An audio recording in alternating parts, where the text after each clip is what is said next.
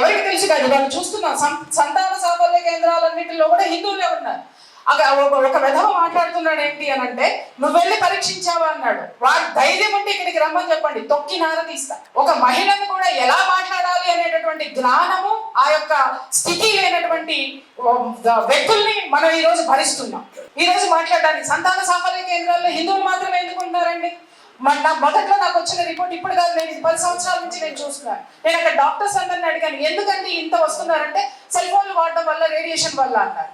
Right, బాగానే ఉంది. మరి అదే సెల్ ఫోన్లు వాళ్ళు వాడుతున్నారు కదా, మరి ఎందుకు వాళ్ళ ఒక్కళ్ళు కూడా ఎందుకు ఇక్కడ లేదు? అలాగే సంతాన సాఫల్య కేంద్రాల్లో ఎగ్ డోనర్స్ కూడా అధిక శాతం వాళ్ళే ఉన్నారనేటటువంటి వాస్తవం ఈ ప్రపంచం మొత్తానికి తెలుసు. కానీ అది బయట పెట్టడానికి ఎవరు ముందుకు రారు. ఎవరో ఒకళ్ళు ఒక అడుగు వేయాలి.